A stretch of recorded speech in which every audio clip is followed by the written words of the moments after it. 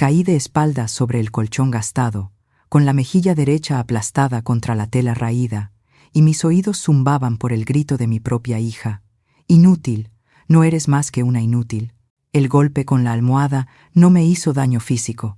No, mi cuerpo ya está acostumbrado a ese tipo de dolor.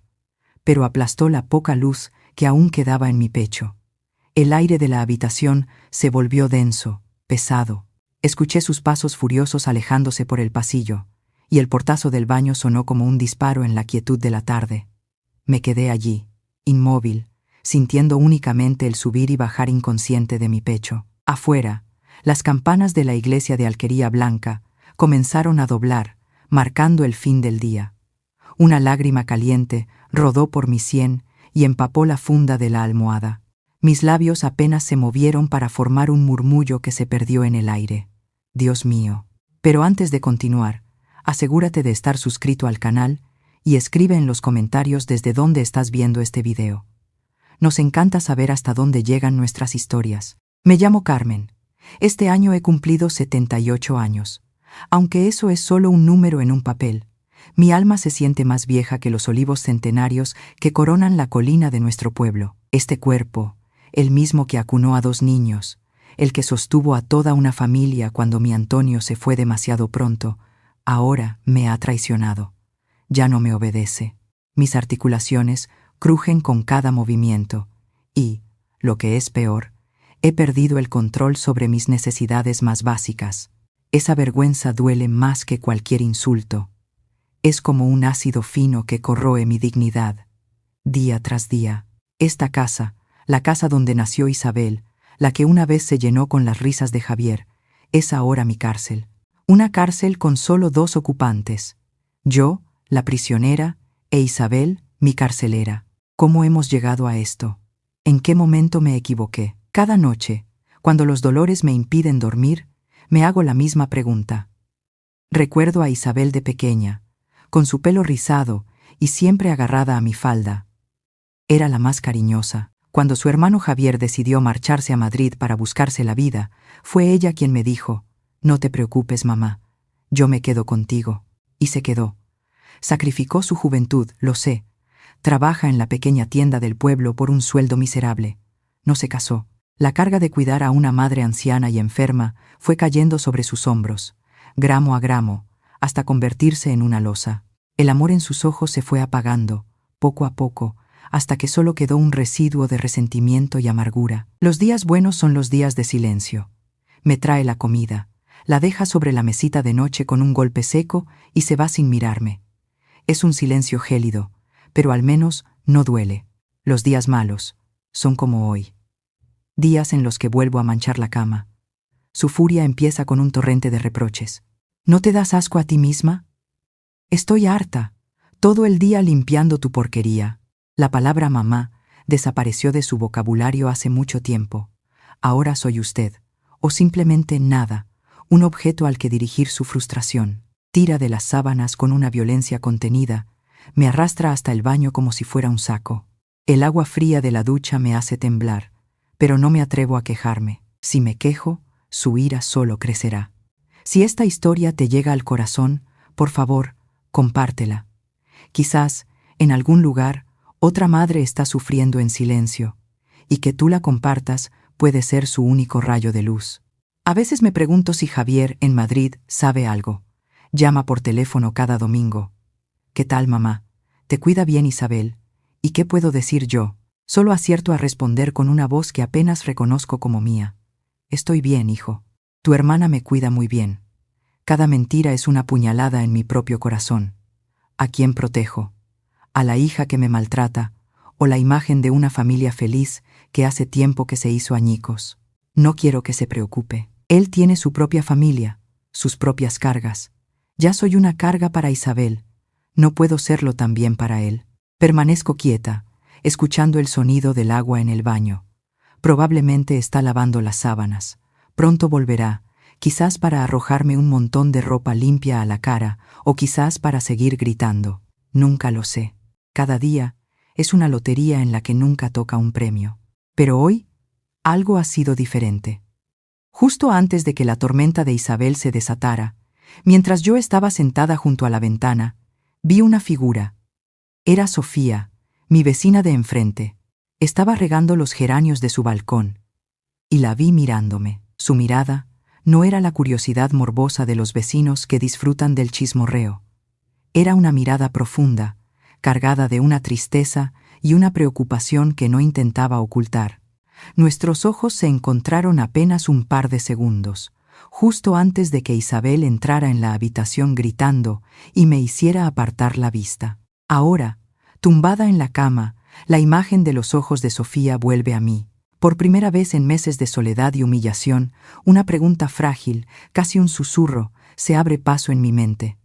¿Es posible que alguien lo vea de verdad? El eco de la puerta del baño, al cerrarse de golpe, todavía retumbaba en mi cabeza, mezclado con el tic-tac monótono del reloj del pasillo. Cada segundo que marcaba era un grano de arena más en el desierto infinito de mi soledad.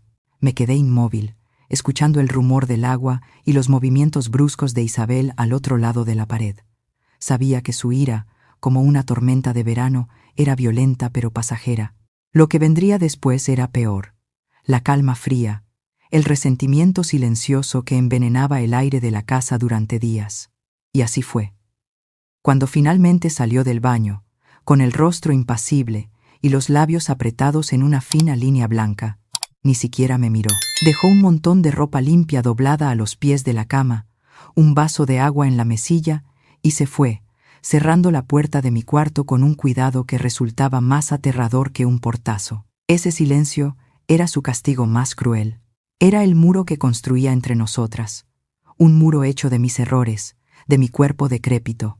Pero esa tarde, mientras yacía en la penumbra, algo había cambiado dentro de mí. La imagen de los ojos de Sofía, mi vecina, se repetía en mi mente una y otra vez. No era lástima lo que vi en su mirada, era reconocimiento, como si ella no solo viera a una anciana enferma, sino que entendiera la historia completa detrás de la ventana. ¿Era posible? ¿Podía alguien, desde la distancia, adivinar la geografía de mi infierno personal? Por primera vez en años, un pensamiento frágil, casi transparente, se abrió paso. No estoy completamente sola. Esa noche apenas dormí. La esperanza es un huésped incómodo cuando te has acostumbrado a la desesperación. Te mantiene alerta, te hace escuchar cada crujido del suelo, cada suspiro del viento, esperando una señal que nunca llega. La mañana siguiente trajo consigo la misma rutina gris. Isabel entró, me ayudó a asearme con la eficiencia mecánica de una enfermera hastiada y me sirvió el desayuno. No cruzamos ni una palabra. Yo comía despacio, intentando no hacer ruido al tragar. Ella se sentaba en una silla al otro lado de la habitación, mirando su teléfono, con el pulgar moviéndose a una velocidad frenética sobre la pantalla. Parecía estar en otro mundo, un mundo donde yo no existía. Y entonces ocurrió. Un espasmo inesperado, una traición violenta de mi propio cuerpo. La taza de manzanilla se derramó sobre las sábanas limpias de la noche anterior. El silencio se rompí. Oh, el pulgar de Isabel se detuvo. Levantó la vista de la pantalla y sus ojos, dos pozos oscuros de impaciencia, se clavaron primero en la mancha que se extendía sobre la tela blanca y luego en mí. No, no he querido, hija, susurré, con la voz temblorosa. No respondió. Se levantó lentamente, cada movimiento cargado de una furia contenida que erizaba el vello de mis brazos. Yo me encogí instintivamente, preparándome para el grito, para el insulto, pero no hubo gritos. Hubo algo mucho peor.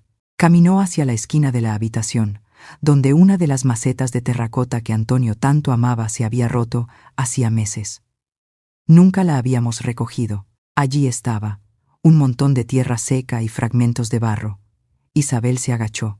Con las manos, esas mismas manos que yo había enseñado a hacer el nudo de los zapatos, recogió un puñado de tierra seca. Luego, caminó hacia la cama, cogió el paño con el que limpiaba mis desastres y lo mezcló con la tierra. Yo la miraba, sin comprender. Mi mente, lenta y confusa, no podía procesar lo que estaba pasando. ¿Qué iba a hacer? ¿Limpiar el suelo? Se detuvo junto a mi cama. Su sombra me cubrió por completo.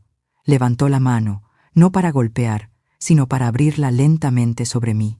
«Ya que te gusta tanto la porquería», dijo, con una voz tan helada que me quemó por dentro, «cómetela». Y la arrojó. La tierra seca, mezclada con la inmundicia, cayó sobre mi rostro, sobre mi pecho, metiéndose en mi pelo, en mi boca. El sabor a polvo y amargura me llenó la garganta. Me quedé paralizada, ahogándome en la humillación más absoluta que un ser humano puede soportar. No era un golpe, no era un insulto, era un acto de aniquilación. Era su forma de decirme: «No eres mi madre, no eres una persona, eres basura». En ese instante, mientras sentía los granos de tierra arañando mi piel, algo se rompió para siempre dentro de mí. No fue mi espíritu, fue la última hebra de amor ciego y maternal que aún sentía por ella. El lazo que nos unía, que yo había tejido con 68 años de sacrificio y devoción, se pulverizó. Se convirtió en cenizas, como la tierra seca que ahora me cubría. La mujer que estaba frente a mí ya no era mi hija. Era una extraña, una carcelera consumida por su propio veneno. Y la verdad, una verdad tan brutal como una bofetada, me golpeó con una claridad aterradora. No había nada que salvar. Intentar protegerla, seguir mintiendo por ella, era ser cómplice de mi propia destrucción. La rabia de Isabel pareció consumirse con ese acto. Me miró una última vez, con una extraña mezcla de triunfo y vacío en sus ojos, y salió de la habitación. Yo no me moví. Me quedé allí, cubierta de tierra y vergüenza, pero por dentro una nueva sensación empezaba a nacer de entre los escombros. Era fría, dura y pesada. Era la determinación. El dolor no había desaparecido. El miedo seguía ahí, agazapado en un rincón de mi alma, pero ya no estaban solos. Ahora tenían un compañero, un propósito. No sabía cuál era, ni cómo lo llevaría a cabo. Solo sabía una cosa: no podía permitir que este fuera el último capítulo de mi vida. Mi historia no podía terminar así, con el sabor a tierra en la boca. Recordé de nuevo la mirada de Sofía, y esta vez no fue una pregunta desesperada, fue un ancla, una posibilidad. Pasaron las horas. Me limpié como pude, con manos temblorosas. La tarde cayó, tiñendo la habitación de un color anaranjado y melancólico. Isabel volvió a entrar. Su humor había cambiado por completo. Llevaba una carpeta de plástico bajo el brazo y una sonrisa forzada en los labios que no le llegaba a los ojos. «Mamá», dijo con una dulzura empalagosa que me puso en alerta al instante. «El gestor ha preparado unos papeles para la pensión. Necesita que los firmes. Mañana a primera hora viene a recogerlos». Dejó la carpeta sobre mi regazo y me tendió un bolígrafo. Abrí la carpeta. Eran varios folios, llenos de una letra tan pequeña que mis ojos cansados apenas podían descifrar. Vi sellos oficiales, párrafos numerados, espacios en blanco para una firma. No entendía nada, pero un instinto afilado, nacido de la determinación de esa misma mañana, me gritó desde dentro. Esto no era por mi pensión. ¿Por qué tanta prisa? ¿Por qué esa sonrisa falsa? ¿Qué eran realmente esos papeles que tenía que firmar antes de que saliera el sol? La noche se cernió sobre Alquería Blanca, pero para mí no trajo descanso, sino una vigilia febril. La carpeta con los papeles seguía sobre la cómoda, un centinela de plástico que custodiaba mi posible condena. Cada vez que el viento hacía crujir las viejas vigas de la casa, mi corazón daba un vuelco. Me imaginaba a Isabel al otro lado de la puerta, escuchando, esperando. Sabía que no podía firmar. Firmar esos papeles, sin saber lo que eran, se sentía como firmar mi propia sentencia de muerte. Pero, ¿qué podía hacer? Soy una anciana de 78 años, atrapada en mi propia casa, a merced de mi carcelera. La desesperación era un nudo apretado en mi garganta. Fue entonces cuando la imagen de Sofía volvió a mi mente, no como un recuerdo lejano, sino como una llamada, su mirada. Aquella mirada de preocupación genuina era la única aliada que podía tener en este mundo, aunque ella no lo supiera. Pero, ¿cómo llegar hasta ella? ¿Cómo pedir ayuda sin voz, sin poder moverme? Recordé algo de mi niñez, Cuando jugábamos en el pueblo, si queríamos llamarnos de una casa a otra sin que nuestros padres nos oyeran, usábamos trozos de espejo para reflejar la luz del sol. Era nuestro código secreto. Un plan absurdo y desesperado empezó a formarse en mi mente cansada. Esperé hasta que el silencio de la casa fue total, hasta que el único sonido fue la respiración acompasada de Isabel, que llegaba débilmente desde su habitación al final del pasillo. Con un esfuerzo que me costó un dolor agudo en la cadera, me deslicé fuera de la cama. El suelo de baldosas estaba helado bajo mis pies descalzos. Me apoyé en los muebles, avanzando a tientas en la oscuridad, hasta llegar al viejo tocador donde aún guardaba mis cosas. Mis dedos temblorosos buscaron en el fondo de un cajón hasta que encontraron lo que buscaban, un pequeño espejo de mano con el borde de nácar ya amarillento. Volví a la ventana. El corazón me latía con tanta fuerza que temía que Isabel pudiera oírlo. Aparté con cuidado un listón de la persiana. Al otro lado de la callejuela, la ventana del dormitorio de Sofía estaba oscura. Probablemente estaría durmiendo, como cualquier persona normal a esas horas.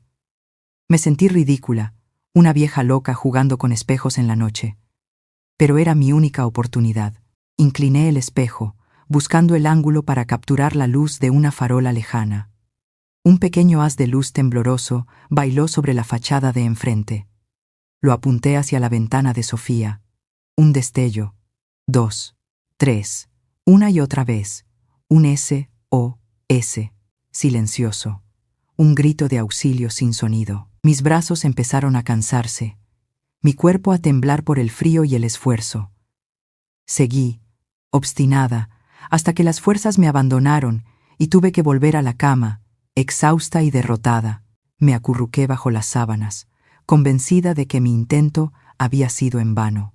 El amanecer llegó con una luz gris y pálida que no trajo ninguna esperanza. Escuché a Isabel moverse por la casa, preparando el café. El olor me llegó, amargo, como el sabor de mi derrota. Esperaba la llegada del gestor en cualquier momento. Entonces sonó el timbre. Un sonido tan inusual en esta casa que hasta el aire pareció vibrar. Escuché a Isabel caminar hacia la puerta. Sus pasos arrastrados denotaban su mal humor. Oí su voz, afilada. Sí, y luego, una voz firme, clara, que hizo que mi corazón se detuviera. Isabel, querida, perdona que te moleste tan temprano. Era Sofía. Se me ha ido la luz en casa. ¿Puedo usar tu teléfono para llamar al electricista? Y ya que estoy aquí, quería ver a tu madre un momentito. Hace mucho que no sé de ella. Hubo un silencio tenso. Podía imaginarme la cara de Isabel, su dilema.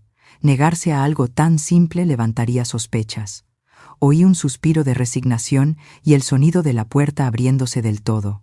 Los pasos de Sofía eran firmes, llenos de propósito. Entró en mi habitación sin esperar a que Isabel la acompañara. Su rostro era una máscara de amable preocupación, pero sus ojos me hablaban. Me enviaban un mensaje de urgencia y complicidad. «Ay, Carmen, mujer, qué pálida estás», dijo en voz alta, para que Isabel la oyera desde el pasillo. Luego se inclinó sobre mí, como para arreglarme la almohada, y su voz se convirtió en un susurro apremiante, solo para mis oídos. «Vi lo de ayer, y lo de antes. No estás sola», susurró. Sus palabras eran un bálsamo en mi alma herida. «He grabado cosas con mi móvil. Tienes que ganar tiempo. No firmes absolutamente nada. Finge que te pones muy enferma, ¿me entiendes? Muy enferma». Apretó mi mano con fuerza. Bajo el pretexto de arroparme mejor con la manta, sentí cómo deslizaba algo pequeño y duro bajo el colchón. Es mi teléfono antiguo. Está cargado. Solo hay un número en la memoria. Mi sobrino es abogado. Llama solo cuando sea seguro, cuando estés completamente sola. Se incorporó justo cuando Isabel aparecía en el umbral de la puerta, con cara de pocos amigos. «Bueno, ya la has visto», dijo Isabel. «No está para visitas». Claro, ya me voy», respondió Sofía, sin perder la compostura. «Gracias por el teléfono, hija». Poco después, llegó el hombre. Un tipo con un maletín y una sonrisa que no inspiraba confianza. Isabel entró con él, sosteniendo la carpeta y el bolígrafo como si fueran un arma. «Venga, mamá, Un momento solo, dijo con su falsa dulzura. Firma aquí y el señor se va. Era el momento. Con el corazón martillándome en el pecho, tomé aire.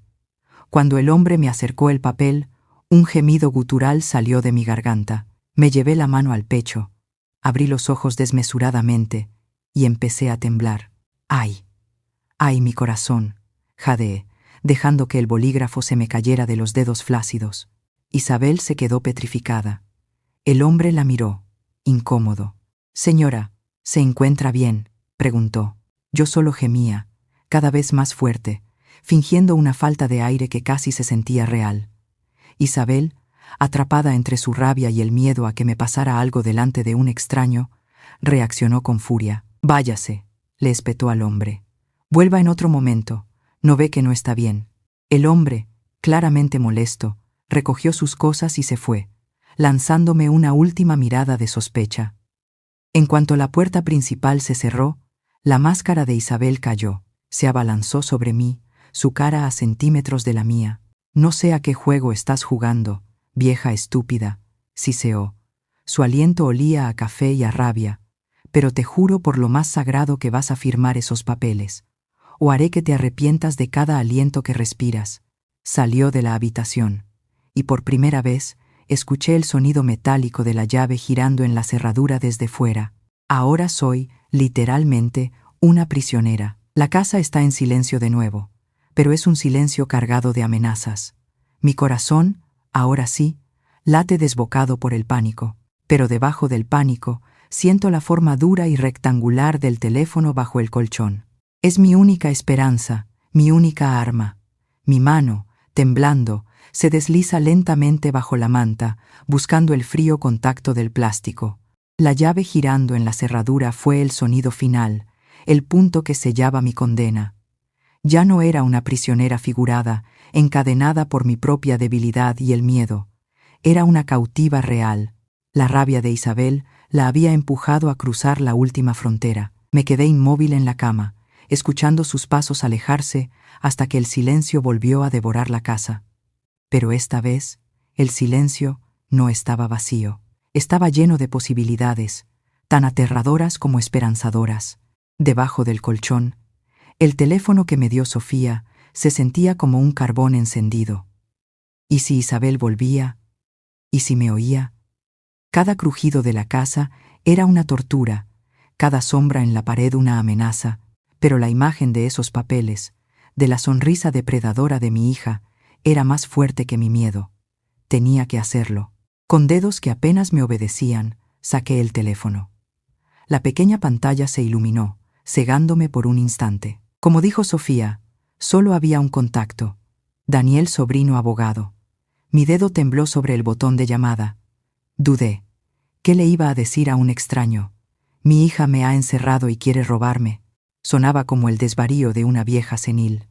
Quizás se reiría, quizás me diría que no podía hacer nada. Pero entonces recordé el sabor a tierra en mi boca. Presioné el botón. El teléfono sonó 1, 2, 3 veces. Cada tono era un martillazo en mis sienes. Estaba a punto de colgar cuando una voz joven y clara respondió al otro lado. «Dígame, soy Daniel Rojas». Me quedé sin aliento. El nudo en mi garganta me impedía hablar. «¿Hola? ¿Hay alguien ahí?», insistió la voz, con un deje de impaciencia. «Sí», susurré, pegando la boca al auricular. Soy Carmen, la vecina de su tía Sofía, de Alquería Blanca». Hubo una pausa. Pude oír un cambio en su respiración, como si de repente se hubiera puesto en alerta. «Carmen». «Sí, mi tía me ha hablado de usted. ¿Está todo bien?». Suena muy bajo. «No», conseguí decir. «No, no está todo bien. Necesito ayuda». Y entonces las palabras empezaron a brotar, en un torrente susurrado y caótico. Le hablé de los papeles, de la firma, del encierro. Le hablé del miedo. No sé cuánto tiempo hablé, pero él no me interrumpió. Escuchó con una paciencia que me hizo llorar en silencio. Cuando terminé, no hubo duda en su voz, solo una calma profesional que me tranquilizó al instante. «Carmen, escúcheme con atención. Ha hecho usted muy bien en llamar. Lo más importante ahora es que no haga nada más. No intente salir, no confronte a su hija. Si le vuelve a insistir con los papeles, siga fingiendo que se encuentra mal. Puede hacer eso. Asentí, aunque él no podía verme. Sí, perfecto. No se preocupe, no va a firmar nada.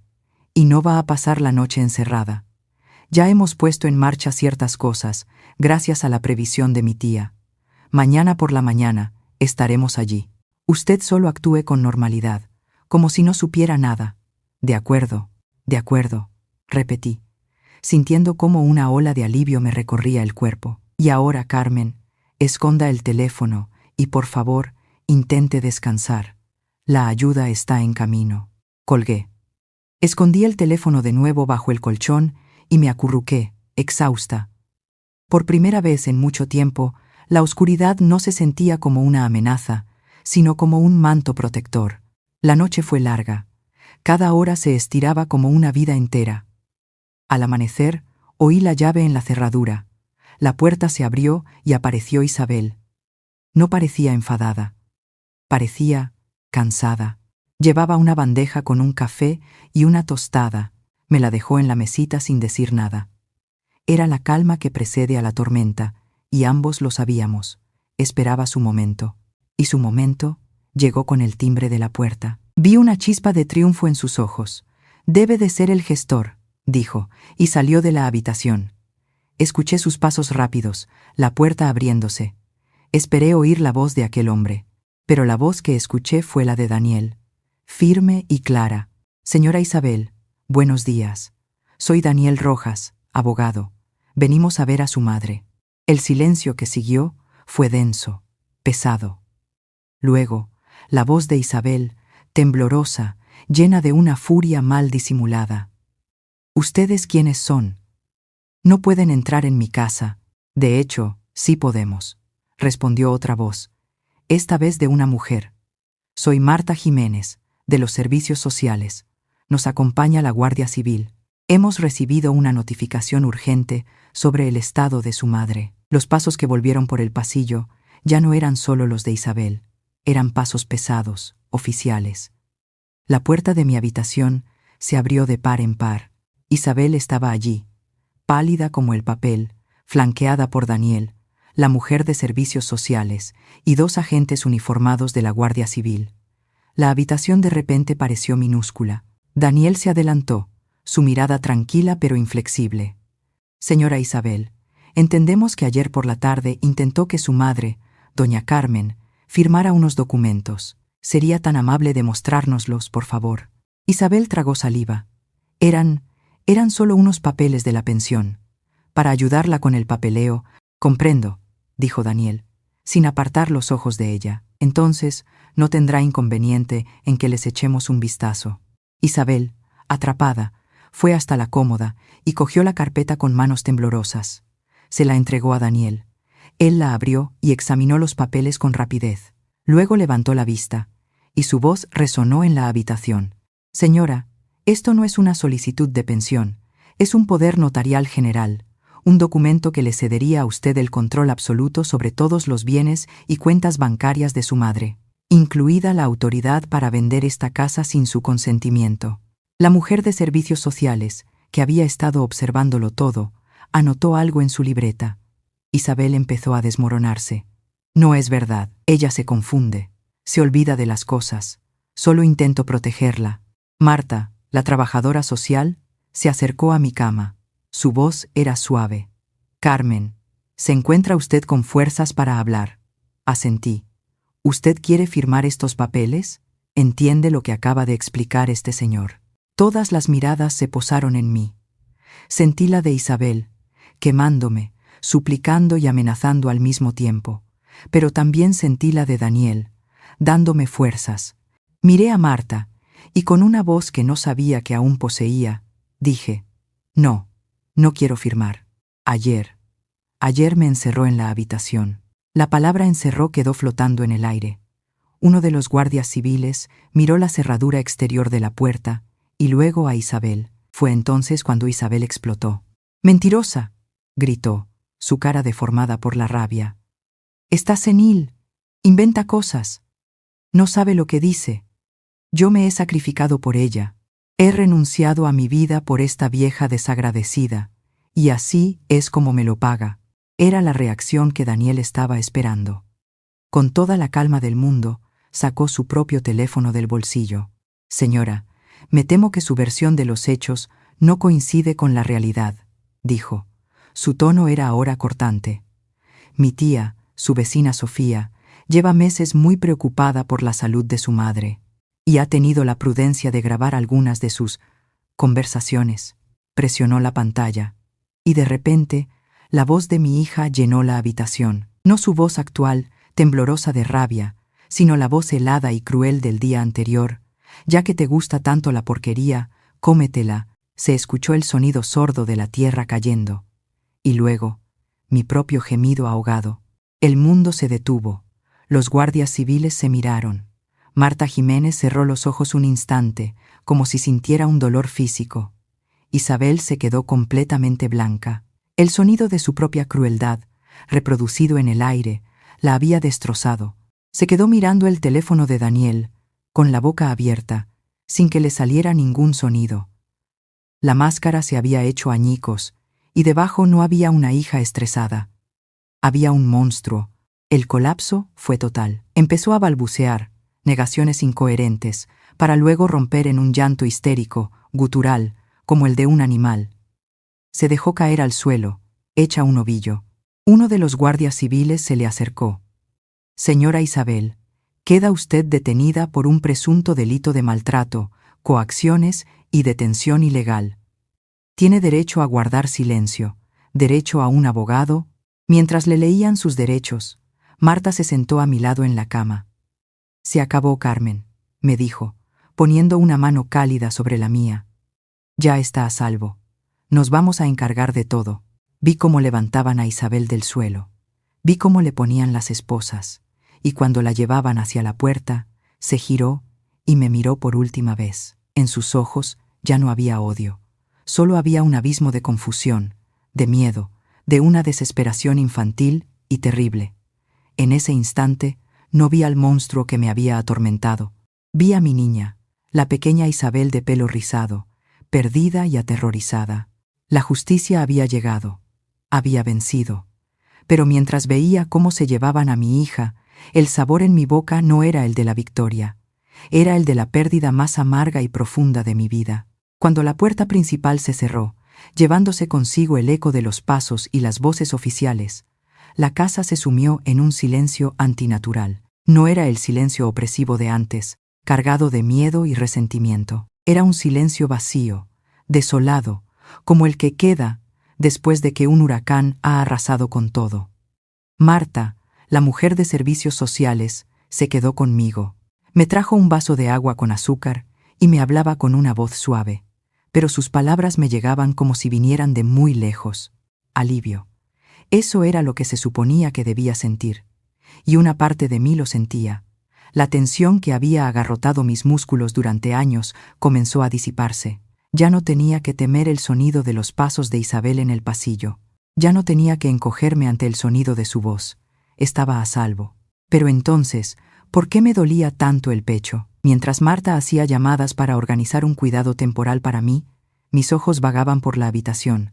Se posaron en la vieja fotografía que teníamos en la cómoda, Antonio y yo, el día de nuestra boda, y a su lado, otra más reciente. Yo, sosteniendo a una Isabel recién nacida, diminuta y arrugada, envuelta en una manta blanca. Sus ojos, en la foto, estaban cerrados, su pequeña boca abierta en un bostezo, pura inocencia, pura dependencia. Una ola de náuseas me subió por la garganta. El alivio se vio ahogado por un sentimiento abrumador de fracaso.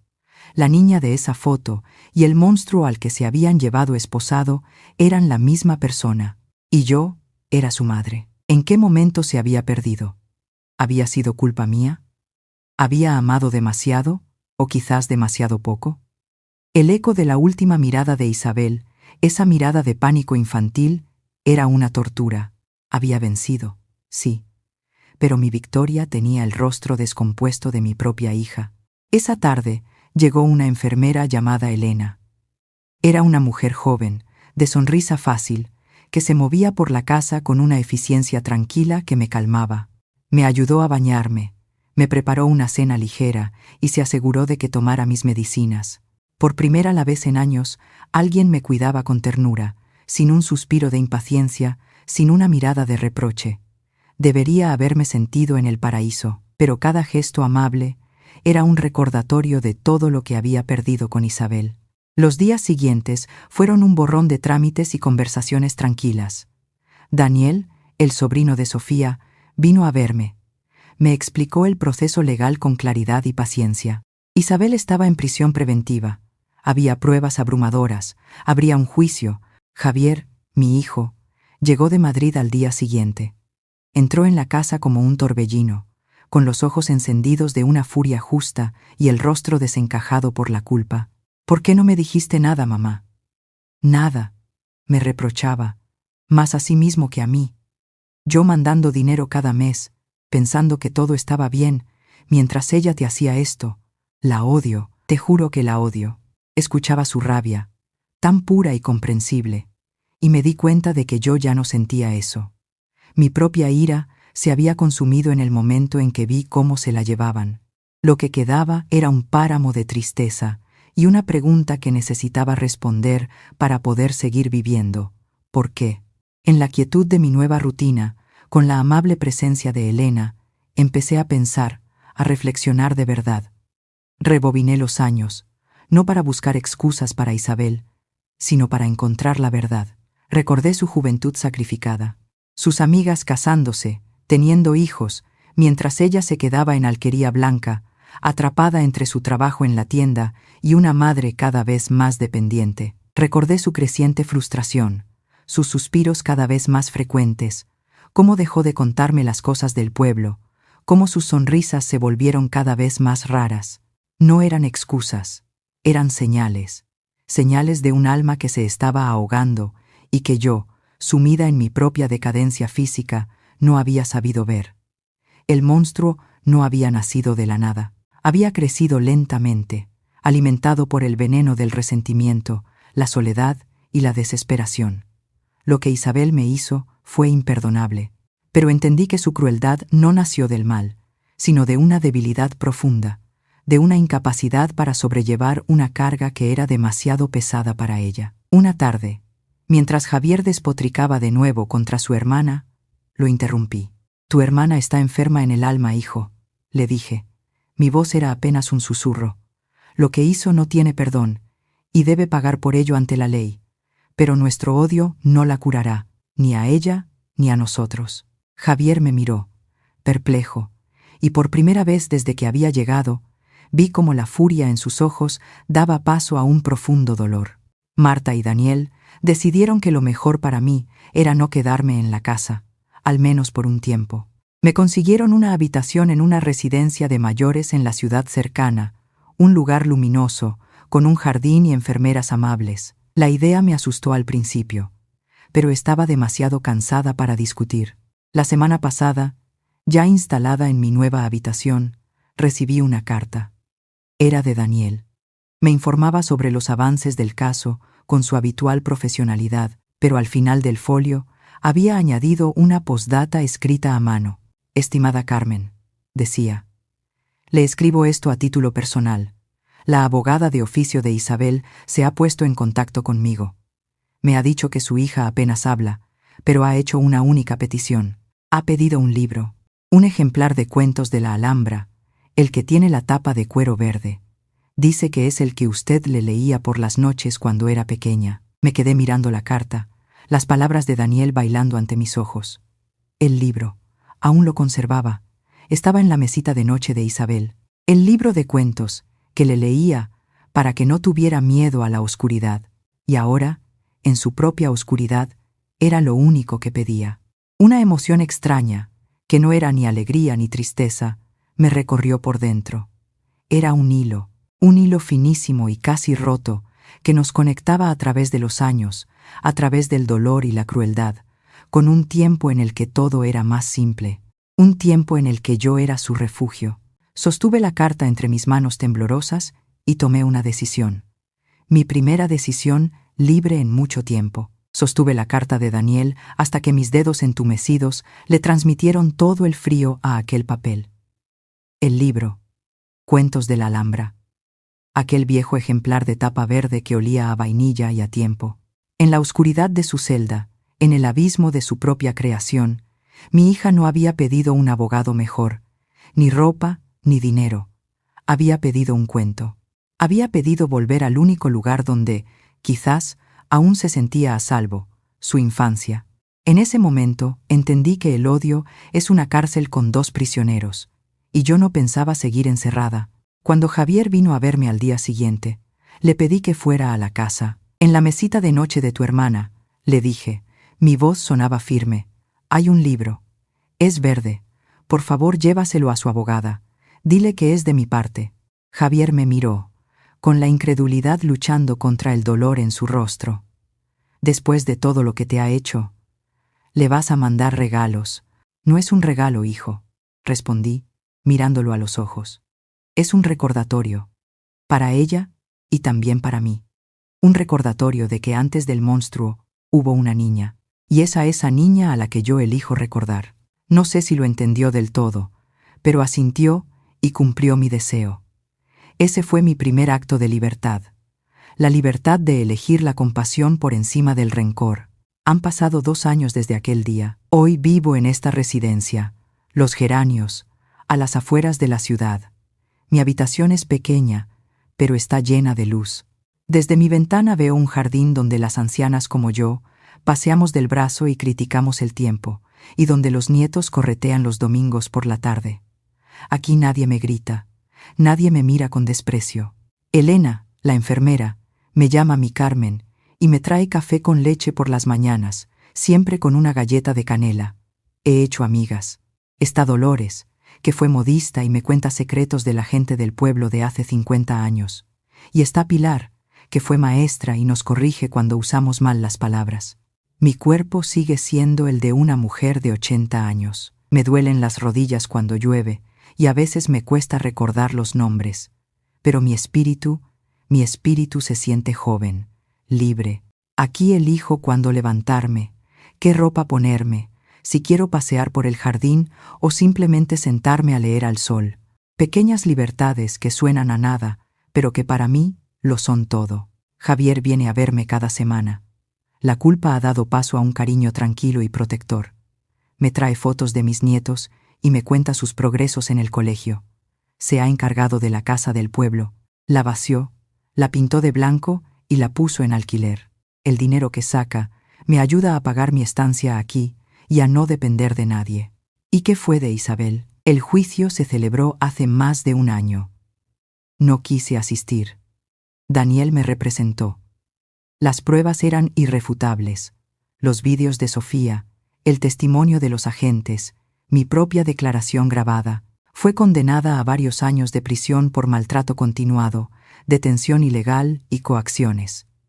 Cuando Daniel me lo contó, no sentí ni alegría ni satisfacción, solo un profundo y pesado cansancio. La justicia de los hombres había hecho su trabajo. Ahora empezaba el trabajo de la conciencia, y ese era un camino que mi hija debía recorrer sola. Sé que Javier fue a verla a la cárcel una vez. Volvió con el rostro sombrío. Está diferente, me dijo, más delgada. No habla mucho. Solo me preguntó por ti. Me preguntó si estabas bien. A través de la abogada, le hice llegar un mensaje, uno muy corto. Estoy bien, estoy en paz, y te perdono. No porque se lo mereciera, quizás ni siquiera porque yo fuera capaz de un perdón tan grande. La perdoné por mí, para soltar la última cadena que me ataba a aquel cuarto oscuro, a aquella cama manchada, para poder respirar hondo, sin que me doliera el alma. Pero mi renacer no podía consistir solo en mi propia paz. El dolor que había sufrido tenía que servir para algo, tenía que convertirse en luz para otros. Hablé con Sofía, mi salvadora, y con su sobrino Daniel. Les conté una idea que había ido creciendo en mi jardín interior, una idea simple, que ninguna otra persona mayor tuviera que gritar en silencio como yo lo había hecho. Y así nació La Voz de Carmen. No es una fundación, ni una gran organización. Es algo mucho más humilde. Es un pequeño grupo de voluntarios, la mayoría jubilados como yo, coordinados por Sofía. Con la ayuda del ayuntamiento y de los servicios sociales, conseguimos una lista de personas mayores que viven en situaciones de dependencia con sus familias en la comarca. Y nuestra única labor es visitarlos. Una vez por semana, sin avisar, llamamos a la puerta con cualquier excusa, que si traemos unos dulces de la parroquia, que si necesitamos una firma para una petición del barrio, que si se nos ha perdido un gato. Y mientras hablamos, observamos, miramos a los ojos de esa persona mayor, buscamos el brillo del miedo, escuchamos el silencio que hay detrás de las palabras. A veces no encontramos nada, solo una familia normal, con sus problemas y su amor. Pero otras veces, vemos una señal, una mirada como la que Sofía vio en mí. Y entonces, activamos el protocolo. Llamamos a quien hay que llamar. Ofrecemos una salida. Me han dicho que ya hemos ayudado a 3 personas. 3 almas que vivían en una cárcel invisible. Esa es mi nueva vida. Ese es mi legado. Saber que mi dolor no fue en vano. Que mi voz, que una vez fue solo un susurro ahogado, ahora es un eco que abre puertas y enciende luces en los lugares más oscuros. La cámara se acerca lentamente al rostro de Carmen, que mira por la ventana. Sus arrugas no son de tristeza, sino las marcas de una vida vivida hasta el final. Sonríe levemente. Mi historia no termina con una hija en la cárcel y una madre en una residencia. Termina aquí, en este rayo de sol que me calienta la cara. Termina en la risa de Dolores cuando cuenta un chiste viejo. Termina en la gratitud que veo en los ojos de Javier. Mi historia no es una historia de venganza, es una historia sobre cómo, incluso en el invierno más crudo, siempre hay una semilla esperando para volver a nacer. Ya no soy una víctima. Soy la prueba de que la dignidad de una persona nunca se puede destruir si uno no se rinde. He muerto muchas veces en vida, pero espero que mi historia ayude a que miles de otras madres puedan vivir la suya con la cabeza bien alta hasta el final.